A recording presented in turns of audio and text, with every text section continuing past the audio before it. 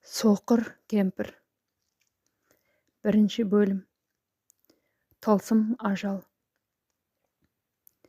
Балжан апа күнделікті үйренген орны дарбазаның сыртындағы отырғышқа бүкшиген күйі сағаттап отырып алып, өткен өмірі көз алдына елестеп, терең ойға сүңгіп, уақыттың қалай өткенін білмей қалушы еді. Соғыс жылдарынан кейінгі 15 жыл Балғабай аға мен Балжан апа үшін өте ауыр жылдар болды. Балғабай аға ұзын бойлы, бұйра шашты, сымбатты жігіт еді.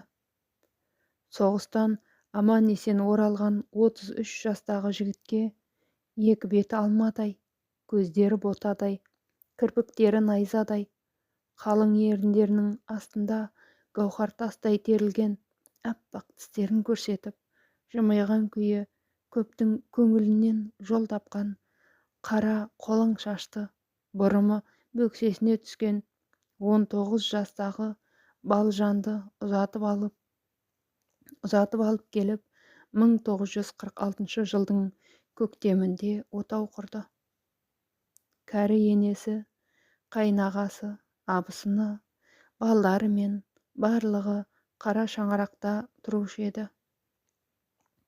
Ортада ошақ, айналасында шымшырқадай бала-шаға, біреулері көрпеге оранып, біреулері күртеге оранып жатушы еді. Балғабай ағаш ұстасы еді. Тірліктері қара қазаны сол ұсташылықтың арқасында қайнайтын. Балжан келін болып түскеніне көп өтпей бойына бала бітті. Үй іші қуанышқа толды.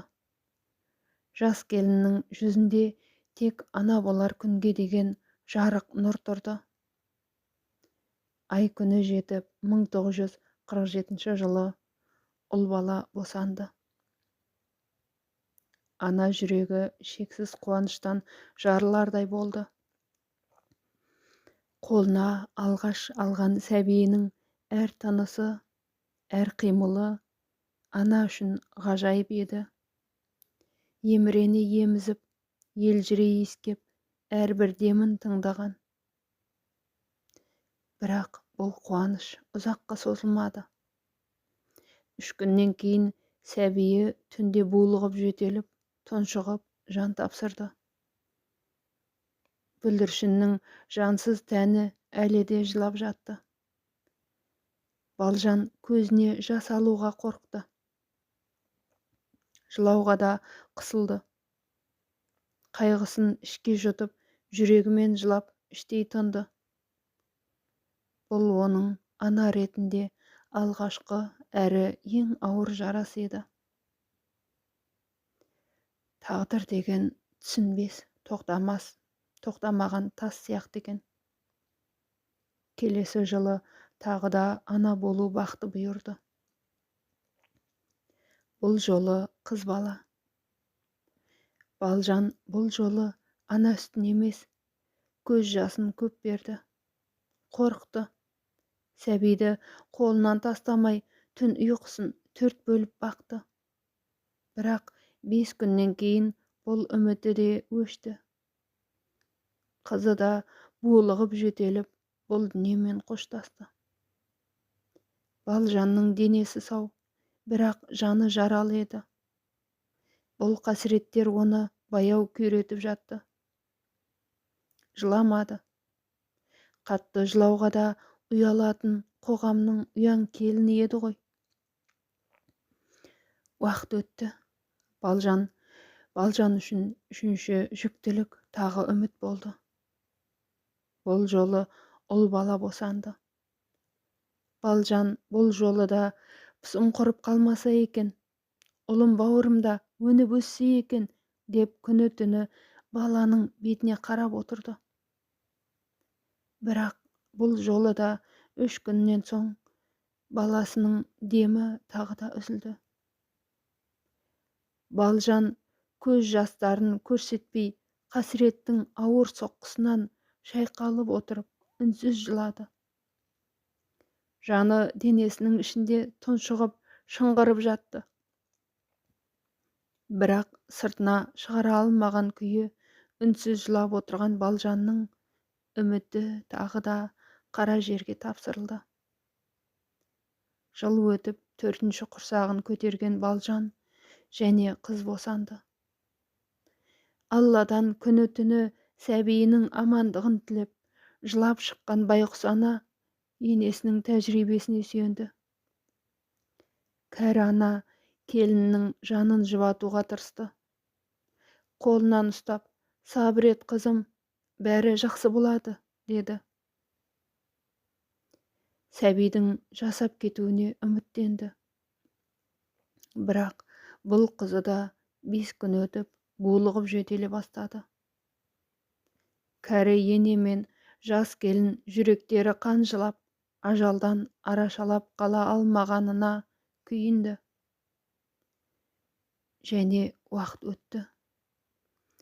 5-ші сәбиіне жүкті болған Балжанды тіл көзден сақтау үшін кісі назарынан алшақ ұстау мақсатында 4 қабырғаның ішінен шығармай да көрді. Айы күні жеткенінде ұл босанды. Ене байғұс сәби дүниеге келген күннен бастап келіннің жанынан бір адым алыстамады. Жанында болды. Күні-түні жанынан табылып, сәбиге өзі қарады.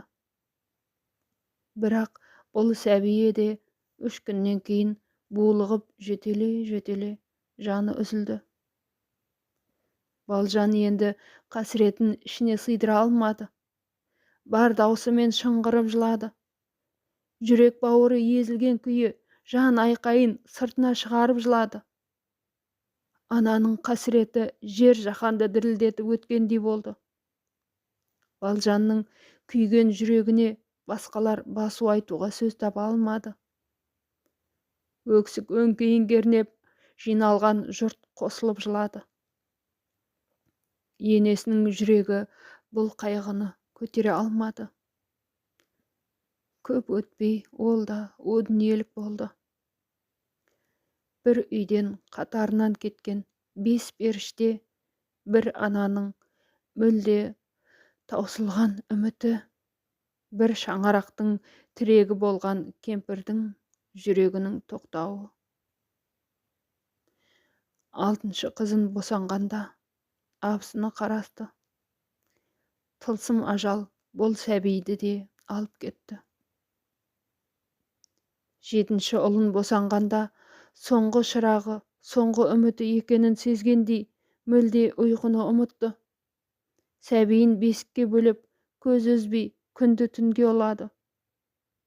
3-ші күні бұл сәбие де булығып жөтеліп, аға апаларының артынан шын дүниеге ұшып кетті. Осылай бірінен соң бірі 7 сәби, әрбірі 3-5 күнде о дүниеге аттанып отырды. Ешкім себебін дөп басып айта алмады. Көзге көрінбес, жүректі жаралап, баланың өмірін қиятын бір тылсым күш бардай еді. Балжан есінен алжаса жаздаған күйі сәбидің жансыз денесін бесікке бөлеп, "Оян балам, тым болмаса, сен жасап қалсаң болмай ма?" деп жылап отырып, әлде айтып отырғанын көрген Балғабай молданы шақыруға шығып бара жатып, жақын көрші Дәметкен апаға айтып кетті. Балжан бесікке бөленген жансыз сәбиінің алақанынан сипады. Жансыз алақан. Бірақ ана сенбейді. Бесіктің қасында отырып, шайқалған күйі жылап отырғанын көрген Дәметкен апа Балжанға жақындап келіп, басу айту мақсатында бауырына басты. Балжанның әрекеті басқаша болып қалған сияқты. "Сәлеметсіз бе, Дәметкен апа? Баламды жаңа ұйықтаттым. Келің бірге отырып шай ішеміз", деп Балжан орнынан тұра бергенде, аяқтары өзіне бойсынбай, сүріне және отырып қалды. Дәметкен апа Балжанның күйін түсінгендіктен жанына келіп отырып, басындағы орамалын дұрыстаған болды. Бауырына басты. Балжанға жаны ашып жылады. Балжан үнсіз қатқан күйі отырған жерінде қимылсыз отыр. Балғабай келіп, дәметкен жеңше, молданы шақырып келдім, деді. Балжан аларып қарады. Балжанның әрекеттері сау адамның әрекеттеріне ұқсамаушы еді.